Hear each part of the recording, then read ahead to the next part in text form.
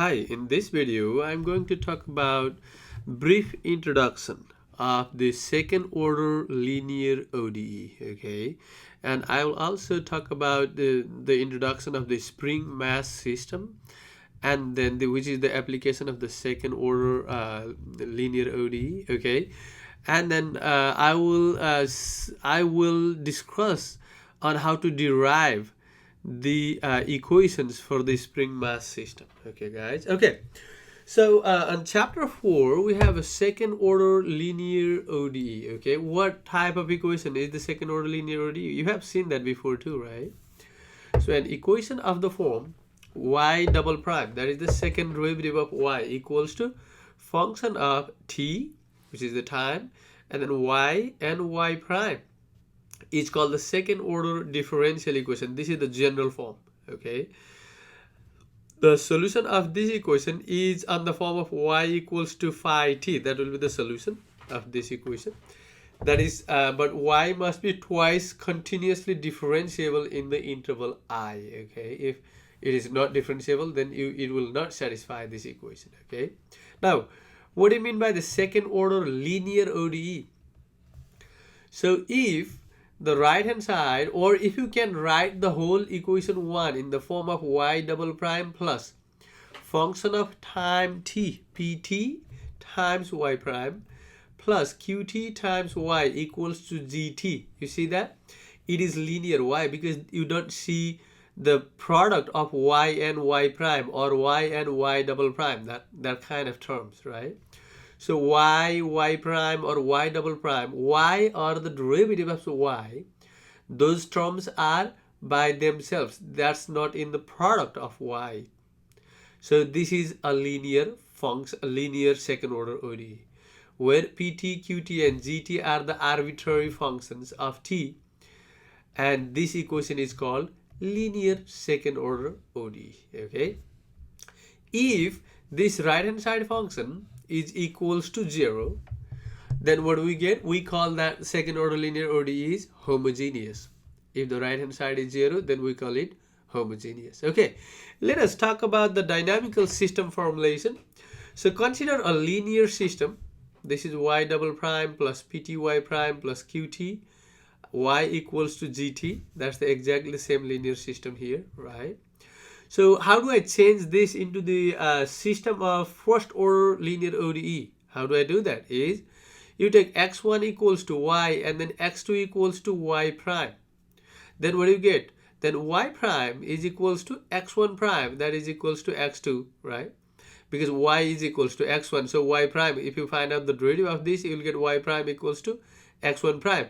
Okay, so but what is y prime though? Y prime is x2, right? So y prime is equals to x2. And how about the y double prime? So if you solve this equation, you take this, so you take basically this term to the right hand side, right? So this term to the right hand side, this term to the right hand side, what do you get? You get y double prime equals to negative p y prime, right? And minus qy. The p and q are function of t again, and then plus gt is already on the right hand side, so it will take the positive sign, right? So which is negative p2 times, what is y prime? Y prime is x2, negative p2 pt times x2, and then minus qt times x1, and then plus gt. But what is y double prime though? If you find the derivative of this, you will get x2 prime equals to y double prime. So you can write this is x2 prime equals to that thing, right?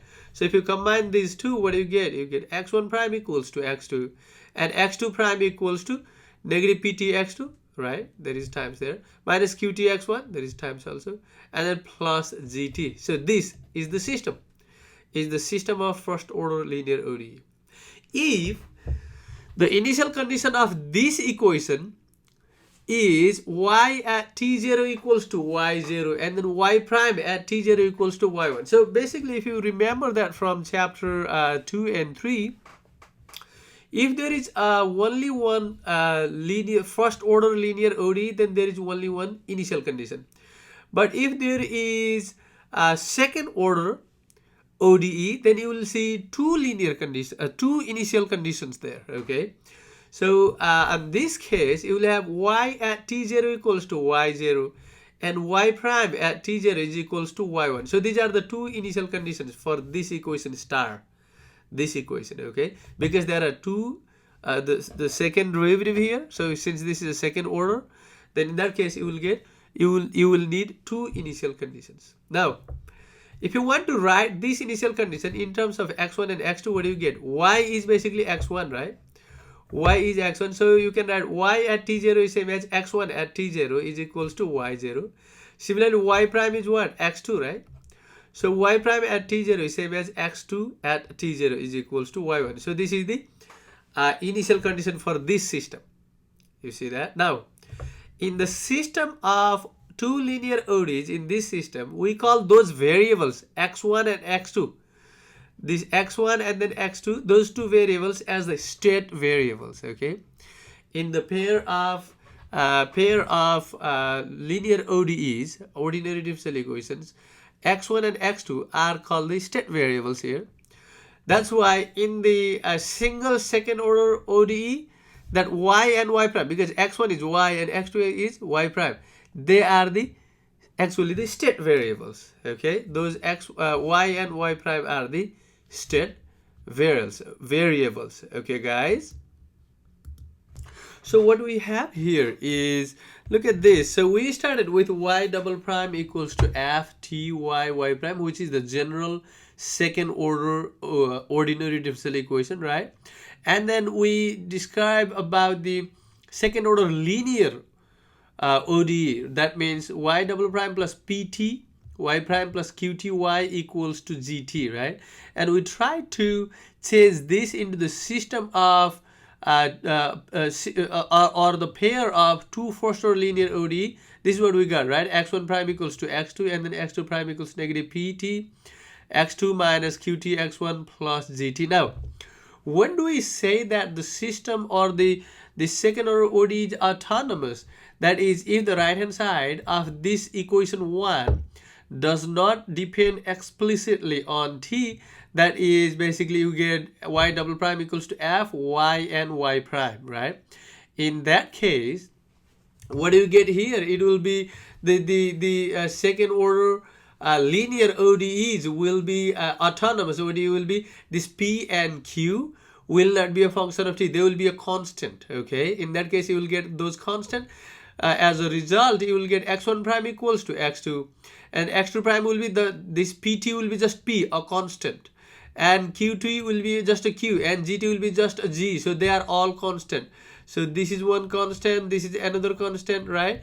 And this is another constant. So in that case, this system of the two first order ODEs become, in the autonomous case, will become like this, okay? Now, how do you find out the equilibrium point in the autonomous case?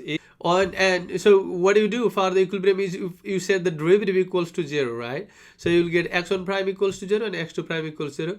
When you do x1 prime equals to 0, what do you get? x2 equals to 0, right? The first thing you get is x2 equals to 0.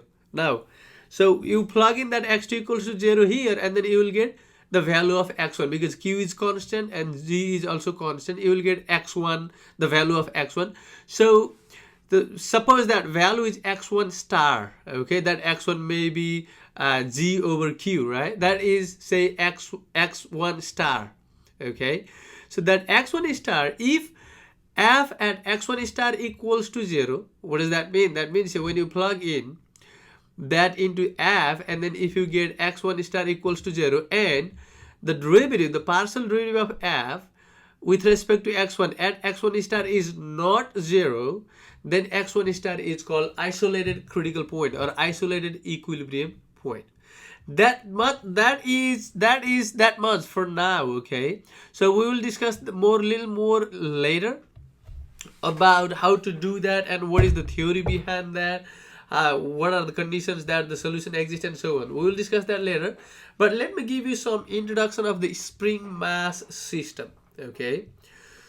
Suppose a mass of magnitude m is attached to a lower end of a spring of length L. Suppose that you have a spring of length L here, okay, in the rest, or it is the initial string, okay? There is nothing attached here.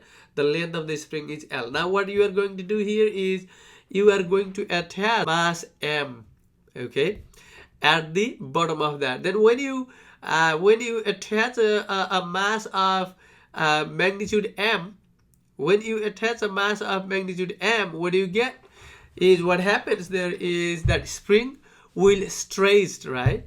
So and it will fluctuate for a little bit of time, it will oscillate for a little bit of time like this, okay, go down, up, go down, up, go down, up, go down, up, go down, up, and then it will be kind of almost stable, almost in equilibrium position, okay.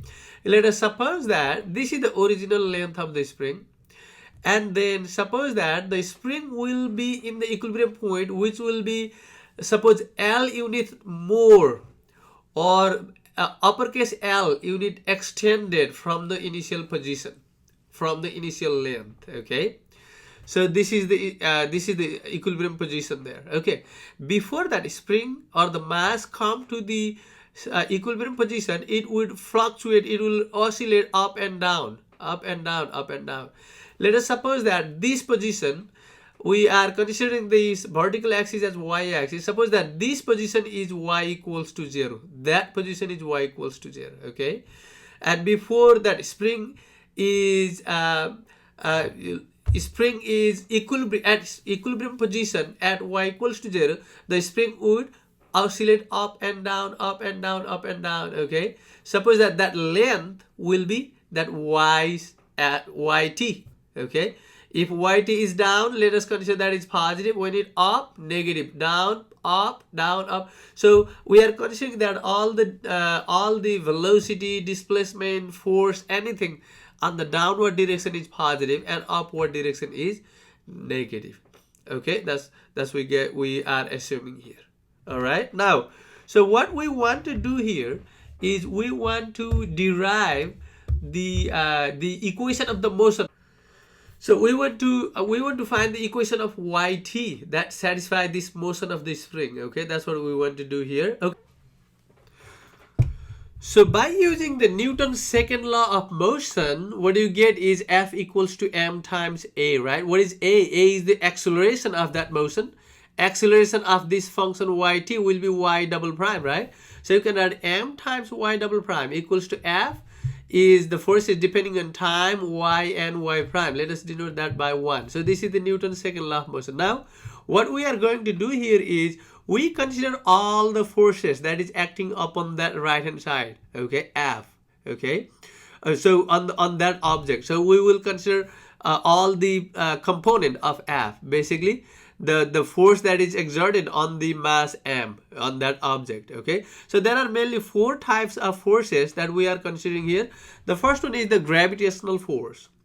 So the weight of the object, in other words, the gravitational force is basically weight of the object, we denote by F sub g, okay. That is the gravitational force, which is the weight of the object, which is always act downward. This is given by F sub g equals to the weight equals to m times g. This is the first type of force that we are considering that is acting on that object, okay. So the second type of force that is acting on that is the spring force, okay, because the spring always try to pull this up, pull the object up to its original position, right? So but there is a law which is called Hooke's law, which says that the force of the spring, or the spring force, is always the product of the spring constant times the displacement of the spring from its original position. So if you consider that as let's say spring constant is k, okay, and then times the displacement of the spring from its original position, that means what is that? So the original position was L, but the displacement is that lower uppercase L plus yt. That yt can be positive or negative. When it is up, it is negative. When it is down, it is positive. So you can write times L plus y of t. Again, yt can be positive or negative. And since the spring force is acting upward, because the spring is trying to pull it up, so all this displacement thing is concerning downward is positive, right? So you should write negative sign here. So this is the spring force, okay. So the second one, that is spring force, is given by F sub s equals to negative k times L plus yt, okay. So the third type of force that is acted on that object that is hang on the spring is the damping force. Okay, we denote by F and then sub D. The force that counter the current motion of objects sometimes is called damping force. It is also sometimes called resistive force. For example, air resistance, right? So any motion without external force dies if there is no if there is no external force applied, then any type of motion that will die because of the damping. Okay. All right, so damping force is given by, this is the formula for the damping force. Damping force is given by F sub D is equals to negative gamma times y prime of t, which is the velocity, right? So negative gamma times y prime of t, where gamma is called damping constant. So that is the third type of force that is acted on that object. And the last type of force that we are considering here is the external force. If you push that object or if you pull that object, then that is another type of force that you are using that is acted on that object. Okay, so we denote by Ft. So any external force on that object is denoted by F sub t. So you see that on the right hand side here there are four type of forces that we are considering. Okay, so what I want to do next is I want to write the right hand side as the sum of all those forces. Okay, so what can I write then? So the right hand side can be written as, hence the right hand side can be written as, let me write down my double prime, okay, is equals to just sum of those four forces, right? Force Fg plus the second one was Fs plus the third one was Fd, and then fourth one was F of t, right? Just Ft, we denoted like that. Okay, so now what do you get? What was the first one? First one was mg, right? And the second one was minus, right? Because it will be k times L plus y of t. That's what you get, right? And then what do you get for the other one? So the Fd. So Fd is minus gamma, right, times y prime of t, right? And what is the fourth one? Is just F of t. That is the external force.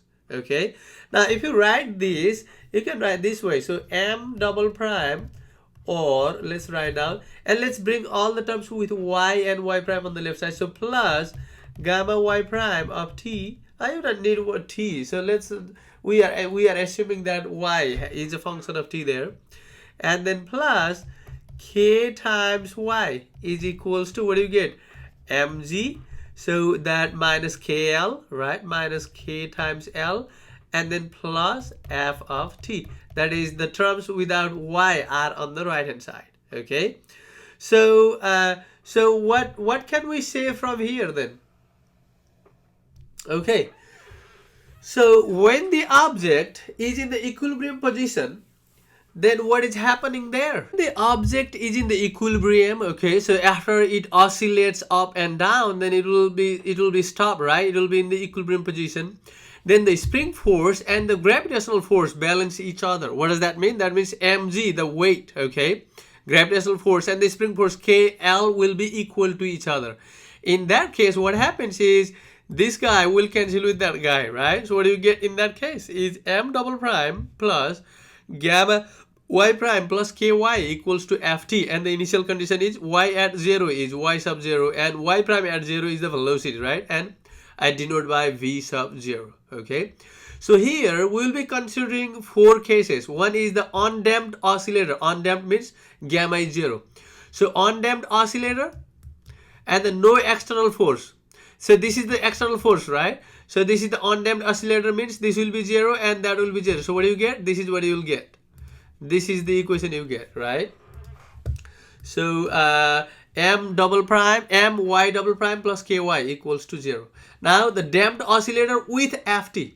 So undamped oscillator with no external force, and undamped oscillator with external force. If there is external force, then only this undamped, meaning this will be 0, and then you will get m y double prime plus ky equals to f or ft. Okay, now next is the damped oscillator, which will include gamma.